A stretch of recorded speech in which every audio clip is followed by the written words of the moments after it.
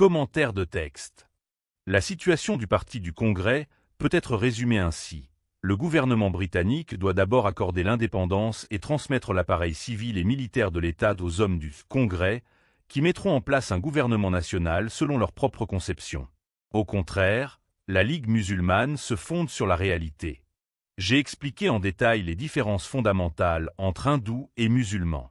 Il n'y a jamais eu, pendant tous ces siècles, d'unité sociale et politique entre ces deux principales nations. L'unité indienne dont on parle aujourd'hui ne relève que de l'administration britannique qui n'a maintenu la paix, la loi, l'ordre dans ce pays que par le recours ultime à la police et l'armée. La revendication du Congrès est fondée sur une nationalité qui n'existe pas, sauf dans l'esprit de doux rêveurs. Notre solution se fonde sur la partition de territoire de ce sous-continent en deux États souverains, l'Hindustan et le Pakistan. Déclaration d'Ali Jinnah devant la Convention législative de la Ligue musulmane, 7 avril 1946. Consigne. 1. Présenter le contexte historique du texte en analysant les deux facteurs qui ont accéléré le processus de la décolonisation de l'Inde. 2. Identifier dans le document ci-dessus les deux protagonistes, les mouvements et leurs leaders respectifs, puis expliquer leurs positions respectives sur l'indépendance de l'Inde. 3. Analyser les conséquences de cette déclaration sur l'évolution politique de la péninsule indienne jusqu'en 1971. Les corrigés mis à votre disposition ont pour but de vous guider dans vos révisions, de vous éclairer sur les attentes et de vous fournir des exemples de rédaction. Il est important de souligner que ces corrections ne doivent pas être utilisées pour contester les évaluations de vos profs ni être recopiées intégralement lors de vos devoirs. Une appropriation personnelle des connaissances est essentielle à votre réussite. N'hésitez pas à vous abonner à cette chaîne, à aimer cette vidéo et à la partager avec votre entourage scolaire. 1. Présenter le contexte historique du texte en analysant les deux facteurs qui ont accéléré le processus de la décolonisation de l'Inde. Le contexte historique du texte se situe à la fin de la Seconde Guerre mondiale, plus particulièrement vers la fin de la domination coloniale britannique en Inde, une période marquée par une montée des mouvements nationalistes et une pression internationale croissante pour la décolonisation. Les deux facteurs principaux qui ont accéléré le processus de décolonisation de l'Inde étaient la Deuxième Guerre mondiale et la montée du nationalisme indien, chacun ayant joué un rôle déterminant et complémentaire dans ce processus historique.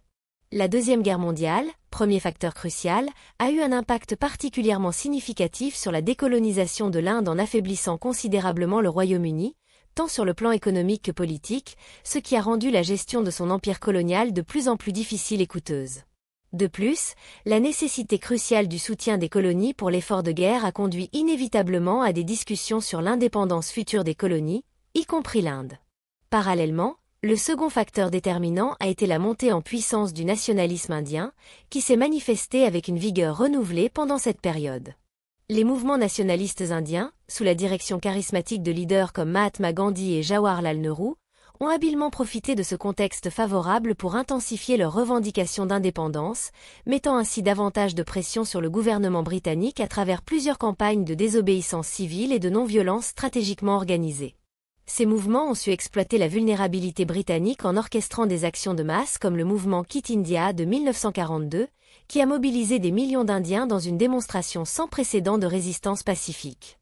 En outre, les divisions croissantes entre hindous et musulmans ont également compliqué la situation pour les Britanniques, tout en rendant la gestion de l'Inde encore plus difficile. Cela a conduit à une prise de conscience croissante parmi les dirigeants britanniques que la domination coloniale en Inde n'était plus viable à long terme. 2. Identifier dans le document ci-dessus les deux protagonistes, les mouvements et leurs leaders respectifs, puis expliquer leurs positions respectives sur l'indépendance de l'Inde. Les deux protagonistes mentionnés dans le document sont le Parti du Congrès et la Ligue musulmane, incarnant deux visions diamétralement opposées pour l'avenir du pays.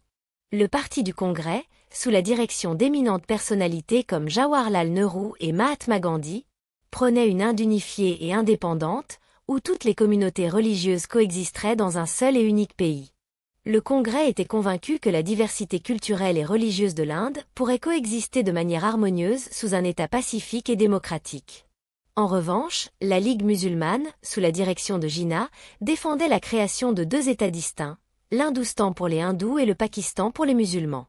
Jinnah croyait en la nécessité d'une partition du territoire pour garantir les intérêts et les droits des musulmans, mettant en avant l'idée que les hindous et les musulmans constituaient deux nations distinctes nécessitant deux États séparés. Cette opposition fondamentale entre les deux mouvements, l'un prônant l'unité dans la diversité, l'autre la séparation pour la préservation identitaire, a profondément marqué le processus d'indépendance du sous-continent indien. 3. Analyser les conséquences de cette déclaration sur l'évolution politique de la péninsule indienne jusqu'en 1971. La déclaration de Muhammad Ali Jinnah a eu des conséquences profondes sur l'évolution politique de la péninsule indienne jusqu'en 1971. Cette vision, fondée sur l'idée que les musulmans et les hindous constituaient deux nations distinctes nécessitant des États séparés, a conduit directement à la partition de l'Inde britannique en août 1947, donnant naissance à deux États indépendants, l'Inde à majorité hindoue et le Pakistan conçu comme patrie des musulmans. Cette partition a été marquée par des violences intercommunautaires massives et des déplacements de population, où des millions de personnes se sont retrouvées déplacées en raison de leurs croyances religieuses.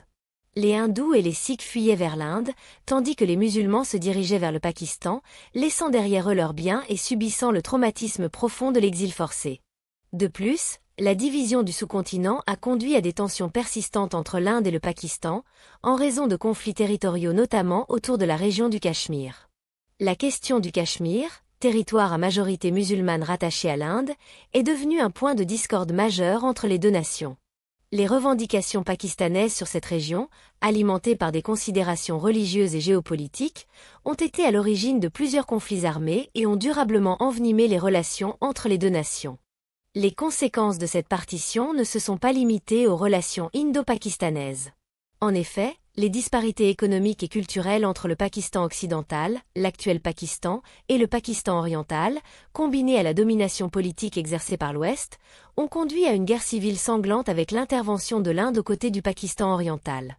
Par voie de conséquence, le Pakistan sera à son tour scindé en deux États en mars 1971, le Pakistan oriental est devenu un nouvel État indépendant, le Bangladesh. Ainsi, la déclaration de Jinnah a été un facteur clé dans la transformation politique du sous-continent indien, influençant profondément la géopolitique régionale.